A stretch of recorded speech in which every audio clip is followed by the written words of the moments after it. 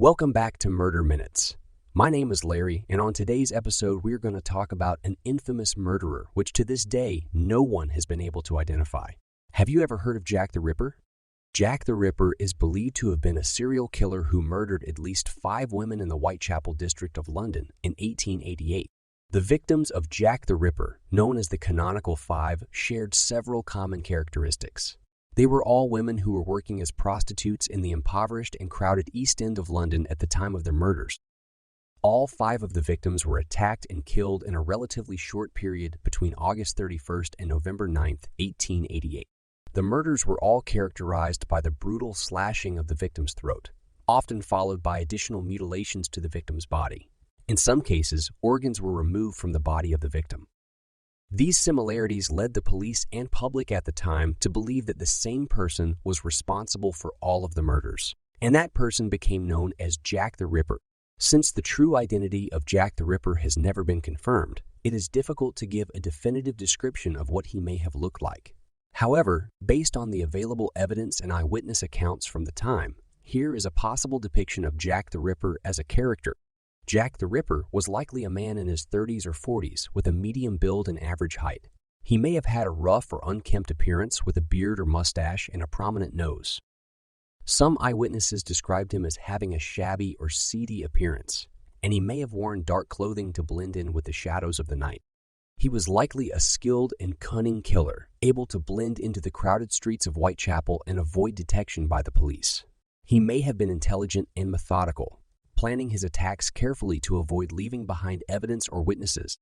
Overall, Jack the Ripper would likely have been a menacing and mysterious figure, striking fear into the hearts of the people of Whitechapel and capturing the imagination of people around the world for generations to come. So let's talk about the known murder victims. Mary Ann Nichols was the first victim of the infamous serial killer, Jack the Ripper. She was born Mary Ann Walker on August 26, 1845, in the town of Dawes Green in the county of Surrey, England. Nichols was the daughter of locksmith Edward Walker and his wife Caroline.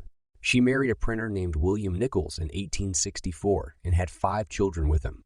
However, the couple separated in 1882, and Mary Ann struggled to make ends meet, turning to prostitution to support herself. Nichols was 43 years old at the time of her death and had been living in common lodging houses in the Whitechapel area of London. She was last seen alive at around 2:30 a.m. on August 31, 1888, by her friend Emily Holland, who saw her walking down the street near the lodging house where they both lived. Nichols was found dead less than an hour later in Bucks Row, now called Durward Street, with her throat slashed and her abdomen mutilated. Her body was discovered by a cart driver named Charles Cross. Nichols's murder was the first of a series of killings that would become known as the Whitechapel murders, or the Jack the Ripper murders. Her death received widespread media attention and helped to fuel the public's fascination with the case.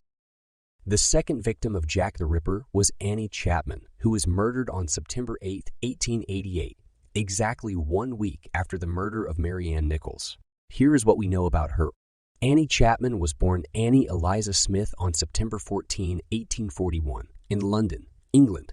She married a coachman named John Chapman in 1869, but the couple separated in 1884, reportedly due to Annie's heavy drinking and prostitution. After the separation, Annie struggled financially and had to rely on workhouses and lodging houses to survive. On the night of her murder, Annie had spent the evening in the Whitechapel district trying to earn money as a prostitute. She was last seen alive at around 5:30 a.m. on September 8, 1888, by a resident of 29 Hanbury Street, where Annie was staying at the time. At around 6 a.m., her body was discovered in the backyard of the house, with her throat slashed and her abdomen mutilated. Her uterus and other organs had been removed and were missing from the crime scene.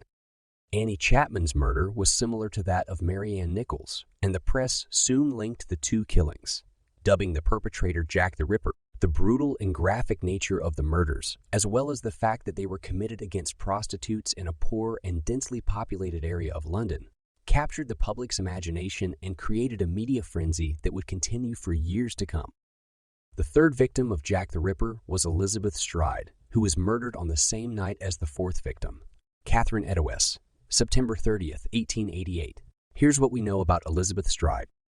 Elizabeth Stride was born as Elizabeth Gustafsdotter on November 27, 1843, in Sweden. She moved to London in the early 1860s and married John Stride in 1869. But the couple separated in the 1870s. Elizabeth worked as a domestic servant and later as a prostitute in the East End of London. Elizabeth was found dead at approximately 1 a.m. on September 30, 1888 in Dutfield's Yard, off Berner Street, now called Henriques Street, in the Whitechapel area. Her throat had been slashed, but her body was not mutilated in the same way as the previous victims. The lack of mutilation has led some to speculate that the killer was interrupted before he could finish his work. Elizabeth's murder was initially attributed to Jack the Ripper, but some researchers have suggested that it may have been the work of a copycat killer or an unrelated murder. The fact that her murder was less brutal than the others, and that it occurred on the same night as the murder of Catherine Eddowes, who we will discuss next, has made it somewhat overshadowed by the other killings. Nonetheless, Elizabeth Stride's murder remains a part of the unsolved mystery of Jack the Ripper. The fourth victim of Jack the Ripper was Catherine Eddowes, who was also murdered on September 30, 1888, just a few hours after the murder of Elizabeth Stride. Catherine Eddowes was born on April 14, 1842, in Wolverhampton, England. She moved to London in 1880 and began working as a prostitute to support herself. She had a common-law husband named John Kelly, who was also a laborer and occasional musician. Catherine was arrested for drunkenness on the night of her murder and was released from police custody at approximately 1 a.m. on September 30, 1888. Her body was found less than 2 hours later in Meister Square in the heart of the City of London. Like the previous victims, her throat had been slashed and her abdomen had been mutilated. Her left kidney and part of her uterus had been removed and taken by the killer. The murder of Catherine Eddowes was particularly gruesome and attracted significant media attention. The press reported on the murder in graphic detail, and it helped to fuel public hysteria about the Jack the Ripper case. The fact that Catherine had been arrested just before her murder also led to speculation that the killer may have been someone who was familiar with the criminal justice system.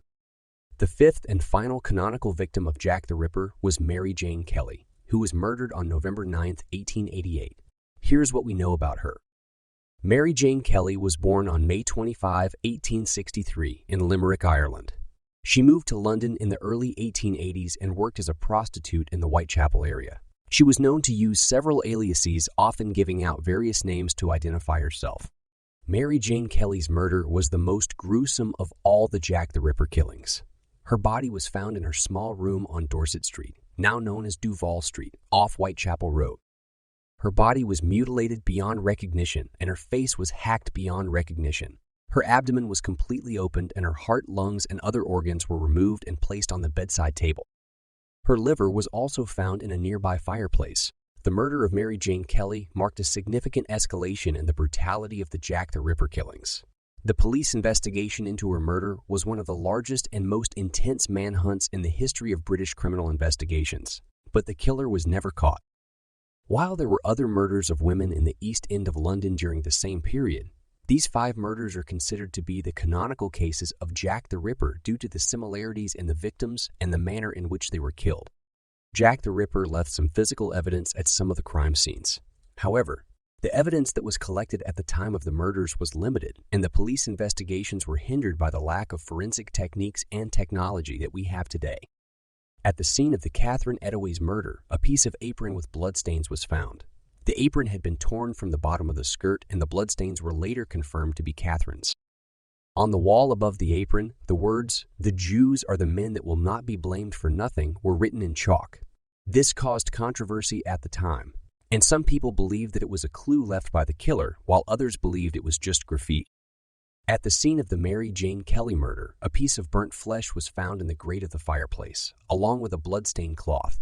The flesh was believed to belong to Mary Jane Kelly, although it was difficult to confirm at the time due to the extent of the mutilation. Despite these and other pieces of evidence, the police were never able to identify Jack the Ripper or make any significant progress in the case. Many theories and suspects have been proposed over the years, but the true identity of the killer remains a mystery. Over the years, numerous suspects have been proposed in the Jack the Ripper case, but none have been definitively proven to be the killer. Here are 5 of the most notable suspects. 1. Aaron Kosminski, a Polish immigrant who was suspected of the murders by some police officers at the time. However, there was not enough evidence to formally charge him, and he was eventually committed to an asylum where he died. 2. Francis Tumblety, a flamboyant American quack doctor who was in London at the time of the murders. He was known to have a hatred of women and was arrested on suspicion of the murders, but released due to lack of evidence. 3. Montague John Druitt, a barrister and teacher who was found dead in the Thames shortly after the last murder. Some people believe he may have committed suicide out of guilt, but there is no direct evidence linking him to the murders. 4. Walter Sickert, a British artist who some believe was the true identity of Jack the Ripper. This theory is based on some similarities between his art and some of the crime scene photos, but there is no direct evidence to support the claim. 5. Michael Ostrog, a Russian-born criminal who was known to have committed violent crimes against women. However, he had an alibi for some of the murders and was never formally charged. It's worth noting that the vast majority of suspects proposed over the years have been based on circumstantial evidence or speculation, and none have been definitively proven to be the killer. The Jack the Ripper murders had a significant impact on the people of London at the time, and precautions were taken to try and prevent further attacks. The police presence in the East End of London was increased, and additional officers were brought in from other parts of the city to help with the investigation.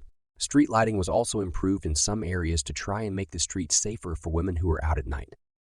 Women in the area were advised to take precautions, such as avoiding walking alone at night and only staying in well-lit areas. Some women took to carrying weapons for protection, such as hat pins or small knives. The murders also had an impact on the medical community, as they were seen as evidence of the need for more education and training in the field of forensic medicine. The murders helped to spur the development of new forensic techniques and the establishment of a dedicated forensic science laboratory in London. Overall, the Jack the Ripper murders had a profound impact on the city of London and the public consciousness at the time, and they continue to fascinate and intrigue people to this day. The Jack the Ripper case remains one of the most famous unsolved mysteries in history. In the years following the murders, the police conducted an extensive investigation and interviewed numerous witnesses and suspects. However, despite their efforts, they were never able to identify the killer or make an arrest. As time passed, the case became the subject of numerous books, films, and television programs, and many theories and suspects were proposed. Some people even claim to have solved the case, but none of these claims have ever been definitively proven. In recent years, advancements in forensic technology have led to renewed interest in the case, and some researchers have attempted to use DNA analysis to identify the killer. However, these efforts have not yet yielded anything conclusive. Despite the lack of a resolution, the Jack the Ripper case remains one of the most famous and intriguing mysteries in history, and it continues to fascinate people around the world. That concludes this episode of Murder Minutes. Don't forget to leave a comment in the comments section and like and subscribe to the channel. If you have any requests on murders you'd like us to cover, be sure to send them through or leave a comment. Until next time, thanks for killing time with us and stay safe out there. Thanks for killing time with us. Don't forget to leave your feedback in the comments section. We would really appreciate it if you like and subscribe to the channel. Until next time, Murder Minutes out.